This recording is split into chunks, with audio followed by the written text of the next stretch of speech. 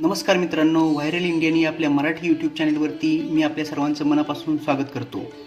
मित्रांनो, आज आपण जगात भारी कोल्हापुरी म्हणजेच आपल्या लाडक्या कोल्हापूर जिल्ह्याबद्दल माहिती घेणार आहोत. कोल्हापूर हे दक्षिण महाराष्ट्रातील अत्यंत महत्त्वाचे शहर म्हणून ओळखले जाते.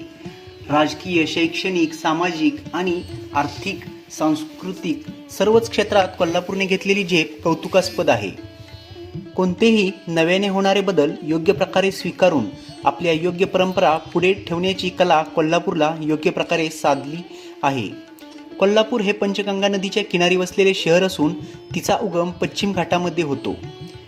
या नदीला भोगावती, कुंभी, कासारी, तुळशी आणि धामणी अशा 5 उपनद्या असून त्या शहर आणि आसपासच्या परिसरातून वाहतात.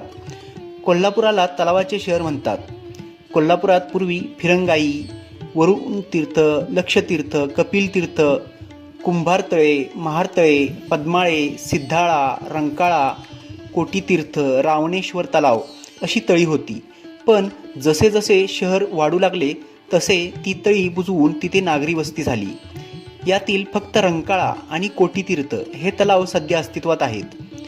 कोल्हापूर जिल्ह्यासहित कोल्हापूर शहराची अर्थव्यवस्था ही प्रामुख्याने शेतीवर अवलंबून आहे. ऊस हे येथील महत्त्वाचे पीक आहे. साहजिकच ऊसावर आधारित उद्योगधंद्यांना इथे मोलाचे स्थान आहे. कोल्हापूर शहरात राजाराम सहकारी साखर कारखाना आहे. कोल्हापुरी गूळ अखिल भारतातला उत्कृष्ट समजला जातो. येथे गूळ संशोधक केंद्राची स्थापनाही करण्यात आलेली आहे.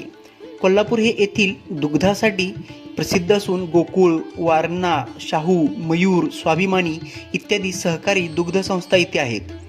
शिवाजी उद्यमनगर, वाय.पी. पोवार नगर, पांजरपोळ या कोल्हापूर शहरात असलेल्या औद्योगिक वसाहती आहेत. फाउंड्री उद्योगात कोल्हापूरने बरीच भरारी घेतली असून लोखंडाचे सुट्टे भाग बनवणारे सुमारे 400 कारखाने इथे आहेत. कागल 5 स्टार MIDC आहे. कोल्हापूर हे महाराष्ट्रातील एक अत्यंत महत्त्वाचे शहर असून प्राचीन काळापासून दक्षिण काशी या नावाने ते प्रसिद्ध आहे.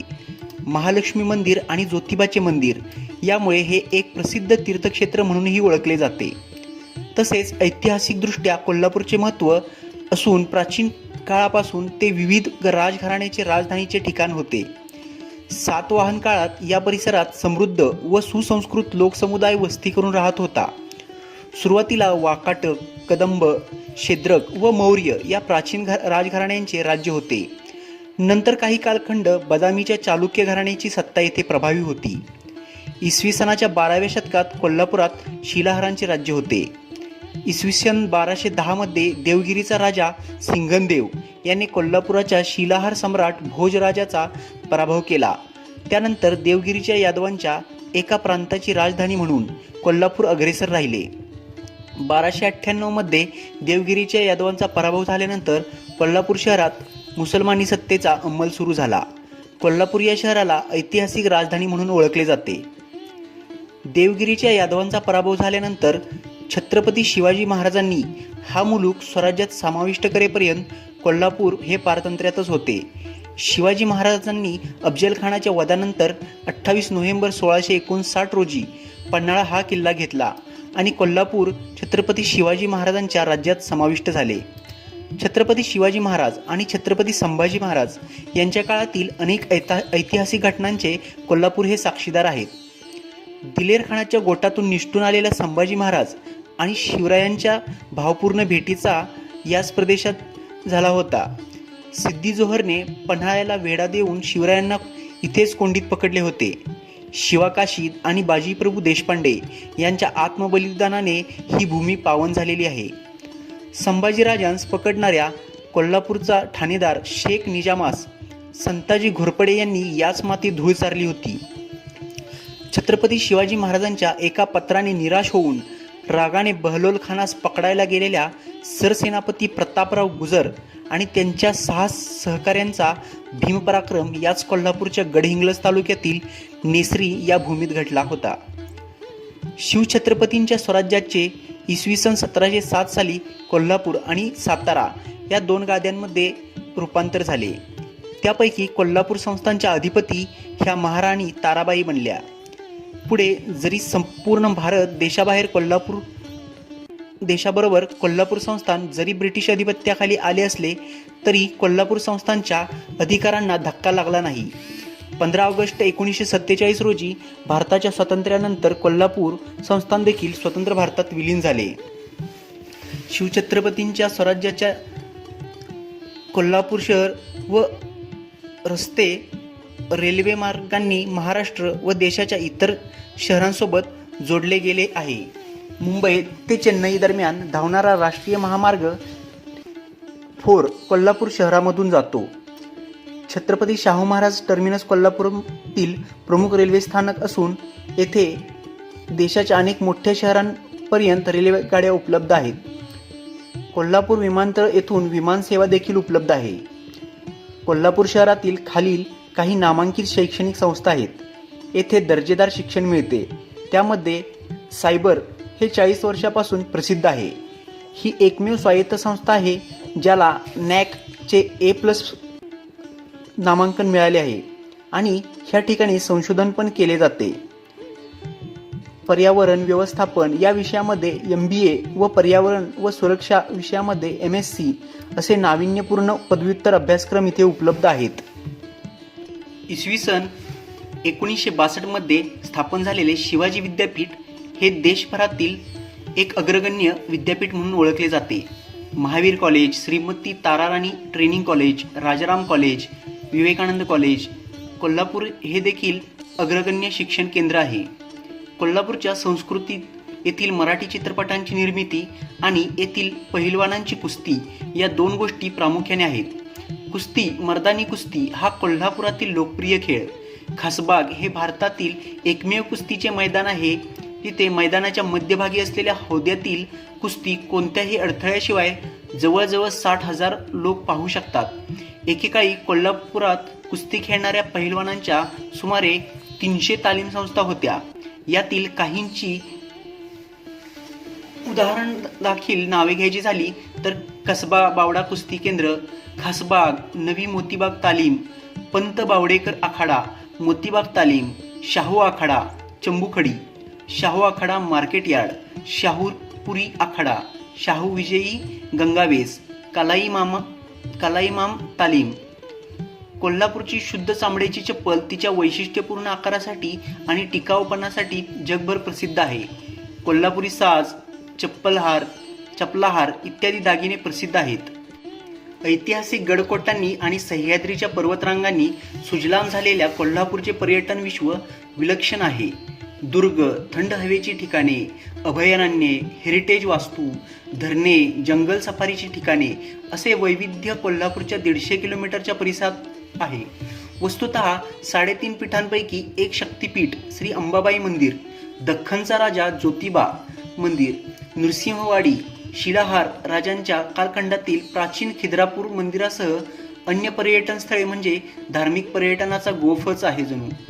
कोल्हापुरातील महत्त्वाची पर्यटन स्थळे पाहायला गेलो तर महालक्ष्मी मंदिर, भवानी मंडप, ज्योतिबा मंदिर, न्यू पॅलेस म्हणजे शाहू महाराजांचा राजवाडा व वस्तू संग्रहालय, टाउन हॉल, दाजीपूर कोल्हापूरच्या वन्य जीवांची ओळख करून देणारे एक सुंदर पर्यटन स्थळ आहे. गगनबावडा हे तालुक्याचे ठिकाण आहे. गगनबावडा हे गाव कोल्हापूर जिल्ह्याच्या व रत्नागिरी जिल्ह्याच्या मध्ये येते. हिरवेगार झाडी आणि एक छान धबधबा, गगनगिरी मंदिर, बावडेकरवाडा, तसेच पावनखिंड आणि विशाळगड ही सुप्रसिद्ध ऐतिहासिक ठिकाणी देखील आहेत. धबधबे सांगायचे झाले तर राऊतवाडी, बरकी, मानोली, तसेच भूदरगड, गडहिंग्लज येथील सामानगड, शालिनी पॅलेस, शिवाजी विद्यापीठ परिसर, राधानगरी धरण. कोल्हापुरातील आजरा तालुका हा सुंदर आणि हिरव्या परिदृश्य तसेच घनसाळ भातासाठी ओळखला जातो. गडहिंग्लज तालुका हा गूळ व मिरची यासाठी प्रसिद्ध आहे. सामानगड किल्ल्यावरील हिंगलजा देवीवरून तालुक्यातला गडहिंग्लज हे नाव पडले. कागल तालुक्यातून दूधगंगा, वेदगंगा, चिनशपोत्रा या 3 नद्या वाहतात. कागल, बिद्री व हमीदवाडा या 3 गावांमध्ये साखर कारखाने आहेत. याखेरीज तालुक्यात सहकारी दूध संघही आहेत.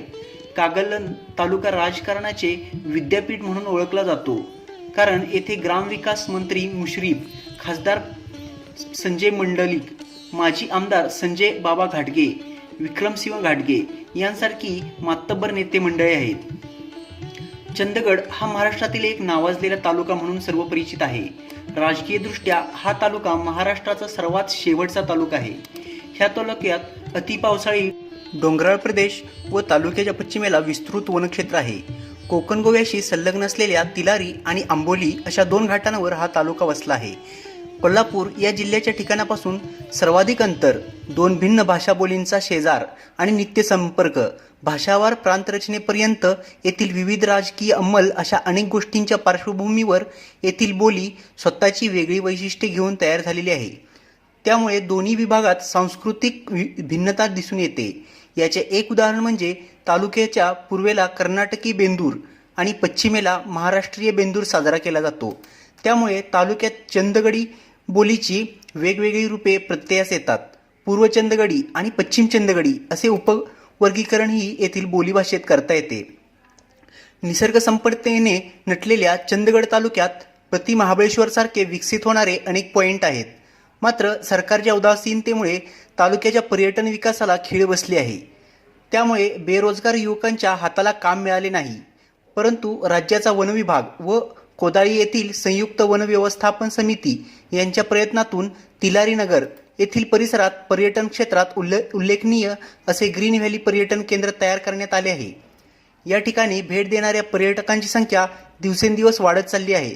येथे स्वप्नवेल पॉईंटसह Pargad, Ratoba point, green valley resort, search point, मोर्लेचा दुर्गोबा धबधबा आणि तिलारीचा तुडुंब भरलेला जलविद्युत प्रकल्प पर्यटकांना भुरळ घालतोय. पारगडच्या पायथ्यापासून नागमोडी वळणे घेत जाताना जंगली प्राणी, निरनिराळे खेकडे, देवाच्या गायी, थुई थुई नाचणारे मोर, वानरं, ससे, हत्ती, रानडुकरे, सांबर, गवे व निरनिराळे पक्षी व प्राण्यांचे दर्शन होते. भूदरगड हा कोल्हापूर जिल्ह्यातील दक्षिणेकडील तालुका आहे.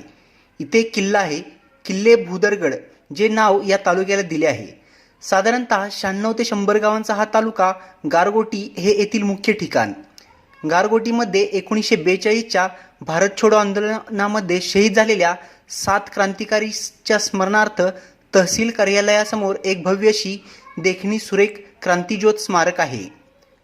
राधानगरी तालुक्याचा बहुतेक भाग हा डोंगरी आहे. दाजीपूर अभयारण्यापासून सोळांकूरपर्यंत व उत्तरेकडे राशिवडेपर्यंत सर्व डोंगरी भाग आहे. कळमावाडी धरण, राधानगरी धरण, तुळशी धरण अशी 3 धरणं या तालुक्यात आहेत. हातकणंगले हे हातकणंगले तालुक्याचे प्रशासकीय मुख्यालय असलेले गाव आहे. सर्वात जवळील राष्ट्रीय महामार्ग 5 किलोमीटरहून कमी अंतरावर आहे. गावात रेल्वे स्थानक उपलब्ध आहे. इचलकरंजी हे हातकणंगले तालुक्यातील सर्वात मोठे गाव. तेथे रेल्वे स्थानक नसल्यामुळे इचलकरंजीच्या रहिवाशांसाठी हे जवळचे रेल्वे स्थानक आहे. इचलकरंजी हे तालुक्यातील औद्योगिक शहर आहे. हे शहर येथील वस्त्रोद्योगामुळे खूप नावारूपास आले आहे. या गावाला महाराष्ट्राचे मँचेस्टर म्हणून देखील ओळखले जाते. येथे साखर, तेल, यंत्रे इत्यादींचे कारखाने निघालेले आहेत. शहरातील तंबाखू, शेंग, गूळ इत्यादींची ही प्रमुख बाजारपेठ असून शिक्षण क्षेत्रातही शहर पुढे आहे. इचलकरंजी महाराष्ट्रामधील एक मोठी आणि श्रीमंत नगरपरिषद असून इचलकरंजी शहरात अनेक पुरातन वास्तू आणि मंदिरे देखील आहेत. पुरातन महादेव मंदिर, विठ्ठल मंदिर, मरगुबाई मंदिर, गद्रे दत्त मंदिर, बिरोबा मंदिर हे तुम्हाला तिथे पाहायला मिळेल. वारणा नदी ही सांगली व कोल्हापूर जिल्ह्यांच्या सीमेवरून वाहणारी कृष्णा नदीची महत्त्वाची उपनदी आहे.